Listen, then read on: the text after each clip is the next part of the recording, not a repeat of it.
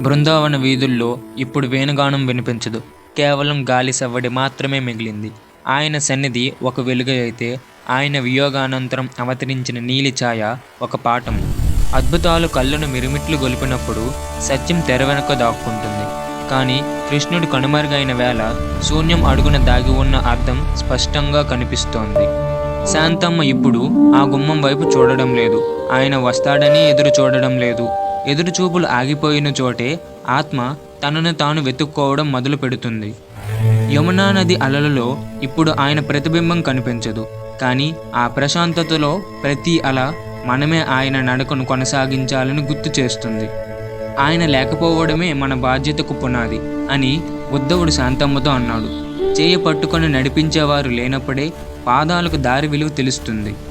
దీపం లేని దేవాలయం చీకటిగా ఉండదు. అది మనలోని అంతర్జ్యోతిని వెలిగించుకోమంటుంది.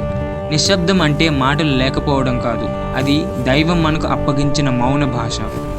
ఆకాశంలో మెరిసే నీలి మేఘం ఆయన జ్ఞాపకాన్ని మోస్తోంది.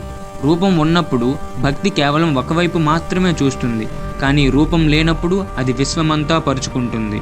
ప్రతి చిన్న పనిలోనూ ఇప్పుడు దైవత్వం వెతుక్కోవాల్సిన అవసరం లేదు. చేసే పనిలో చిత్తశుద్ధి ఉన్నప్పుడు ఆ కృత్యమే ఒక ప్రార్థనగా మారుతుందని శాంతమ్మ గ్రహించింది. ముందుకు సాగడం మన బాధ్యత. అర్థం చేసుకోవడం ఆయన ఇచ్చిన చివరి బహుమతి. కృష్ణుడు లేని స్థితి వెలితి కాదు, అది మనల్ని మనం పరిపూర్ణం చేసుకునే ఒక సువర్ణ అవకాశం. మార్గదర్శి మౌనమే అతిపెద్ద బోధన. మన అడుగులే ఇక మనకు దిక్సూచి. పిలుపు వినిపించిన చోటనే మన గమనం నిజంగా మొదలవుతుంది.